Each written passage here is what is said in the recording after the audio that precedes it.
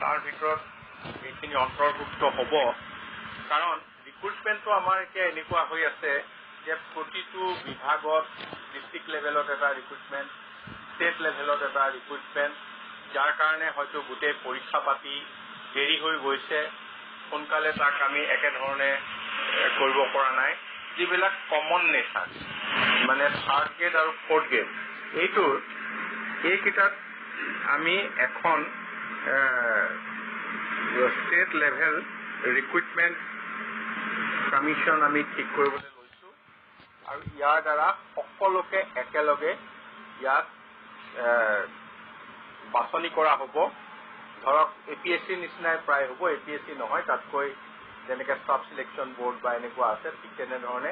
এই ষ্টেট লেভেলত আমি থাৰ্ড গ্ৰেড আৰু ফৰ্থ গ্ৰেডৰ ৰিক্ৰুটমেণ্টৰ কাৰণে একেধৰণে ৰিক্ৰুটমেণ্ট কৰাৰ মূল কথাটো হৈছে কি ইয়াত যাতে কোনো ধৰণৰ বিসংগতি নোহোৱাকৈ আৰু খুব স্পীডি মানে খৰতকীয়াভাৱে সকলো ৰিক্ৰুটমেণ্ট কৰিব পৰা যায় এই ব্যৱস্থা কৰা হৈছে এইখন ধৰক ঠিক ইণ্ডিপেণ্ডেণ্ট কমিশ্যন নহয় APSC নিচিনা গভৰ্ণমেণ্টে এখন ইয়াৰ কাৰণে ৰিক্ৰুটমেণ্ট বৰ্ড কৰিব তাৰপিছতে এটা কথা আমাৰ দৃষ্টি আকৰ্ষণ হৈ আছে সদায় সেইটো হৈছে যে শিক্ষকসকলৰ ক্ষেত্ৰত আমি দেখিছোঁ যে আজি এখন স্কুলত প্ৰায় সময়ত আমি দেখোঁ যে কোনোবা শিক্ষক ৰিটায়াৰ্ড হৈছে কোনোবা শিক্ষক ছুটীত গৈছে গতিকে ক্লাছবিলাক হেম্পাৰ হৈছে গতিকে এই ক্লাছবিলাক যাতে কোনো ধৰণে ইয়াৰ পৰা ক্ষতি নহয় 30 দিনৰকৈ বেছি যদি কোনোবাই ছুটী লয় তেতিয়াহ'লে হয়তো সেই ছুটীৰ বিপৰীতে ইয়াত তৎকালীনভাৱে মানে গেষ্ট লেকচাৰ মানে গেষ্ট টিচাৰ বুলি ধৰক গেষ্ট টিচাৰ সেই সময়খিনিৰ কাৰণে নিযুক্তি দিব পাৰিব নিযুক্তি দুই ধৰণৰ এক ধৰণৰ হৈছে নিযুক্তি তাত থকা যিখিনি কোনোবা এলুমনি এছ'চিয়েশ্যন বা অন্যান্য স্বেচ্ছাসেৱীভাৱে বিধায়ক হিচাপে কোনোবাই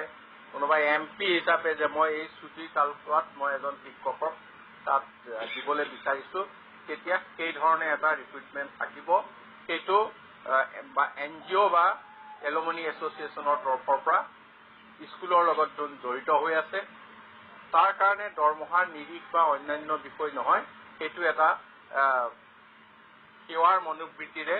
এই ক্ষেত্ৰত কাম কৰিবলৈ আমি এই খালী ঠাই কম সময়টো পূৰণ কৰিবলৈ বিচাৰিছোঁ এই এপইণ্টমেণ্টবিলাক খুব বেছি এটা একাডেমিক ইয়েৰৰ কাৰণে হ'ব তাতোকৈ বেছি নহয় আৰু তাতোকৈ বেছি হ'ব হ'লে পিছত ৰিনুৱেল হ'ব পুনৰ দিব পাৰিব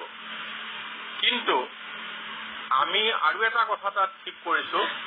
যে কোনোবা এটা হয়তো ৰিটায়াৰ্ড ভেকেঞ্চি হৈছে ৰিক্ৰুটমেণ্ট হোৱা নাই সেই ক্ষেত্ৰত হেড অফ দ্য ইনষ্টিটিউট অধ্যক্ষ বা প্ৰধান শিক্ষকে এপইণ্টমেণ্ট দিব পাৰিব উইথ এপ্ৰুভেল অফ দ্য ধৰক IS ইনষ্ট্ৰাক্টৰ স্কুল বা ডিষ্ট্ৰিক্ট এলিমেণ্টাৰী এডুকেশ্যন অফিচাৰ তেওঁলোকৰ অনুমোদন লৈ এপইণ্টমেণ্ট দিব পাৰিব 10,000 টকা তেওঁলোকক অনাৰিয়াম দিয়া হ'ব কিন্তু এজন ৰিটায়াৰ্ড ব্যক্তিকহে এই এপইণ্টমেণ্ট দিব পাৰিব ধৰক স্কুলৰ পৰা কোনোবা এজন অৱসৰ হ'ল কিন্তু তেখেতক আমি আকৌ ছাৰ্ভিচটো ল'বলৈ বিচাৰিছোঁ বা যিকোনো স্কুলৰ পৰা বা ছেম কোৱালিফিকেশ্যনৰ স্কুলৰ পৰা নহয় কোনোবা অফিচাৰ এজনো কোনোবা যদি আছে গভৰ্ণমেণ্ট ৰিটায়াৰমেণ্ট মানে ৰিটায়াৰমেণ্টত যোৱা যিকোনো লোকক স্কুলে এপইণ্টমেণ্ট দিব পাৰিব হেড অফ দ্য ইনষ্টিটিউটে with approval of the IS or DEO ইয়াত 10,000 টকাকৈ পাৰিতোষিক চৰকাৰৰ ফালৰ পৰা দিয়া হ'ব এইটো ব্যৱস্থা কিয় কৰা হৈছে সকলোৱে জানে মানে বহু বিষয়ৰ শিক্ষক এখন স্কুলত বহুদিন ধৰি খালী থাকে যাৰ কাৰণে ছাত্ৰ ছাত্ৰীসকলৰ যথেষ্ট অসুবিধা হৈছে এই অসুবিধা দূৰ কৰিবলৈ এই দুটা উপায়ে আমি প্ৰস্তুতি আৰম্ভ কৰিবৰ কাৰণে আজি আমি সিদ্ধান্ত গ্ৰহণ কৰিছোঁ মানে অৱসৰপ্ৰাপ্ত শিক্ষক বা অৱসৰপ্ৰাপ্ত কোনোবা চৰকাৰী বিষয়াক স্কুলত পাঠদানৰ কাৰণে নিযুক্তি দিব পাৰিব হেড অফ দি ইনষ্টিটিউটে। জিলাৰ স্কুল পৰিদৰ্শক বা প্ৰাথমিক শিক্ষা বিষয়াৰ অনুমোদন ক্ৰমে তাত 10,000 টকা চৰকাৰে পাৰিতোষিক হিচাপে তেখেতক দিব। আৰু বাকী অন্যান্য খালী জাগাৰ কাৰণে NGO হওক,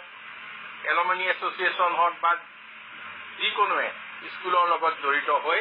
কোনোবা শিক্ষকক তাত পাঠদান কৰিবৰ বাবে তেখেতক হয় পাৰিতোষিক দি নহয় যি ধৰণে হওক সেই দায়িত্বটো দিব পাৰিব। তাৰপিছতে কিন্তু তেওঁলোকে সেইসকলে আগলে এংগেজমেণ্টৰ ক্লেইম কৰিব নোৱাৰিব। এংগেজমেণ্টটো বা এপইণ্টমেণ্টটো থ্ৰু ৰিক্ৰুইটমেণ্টে হ'ব। সেইটো এপইণ্টমেণ্টটো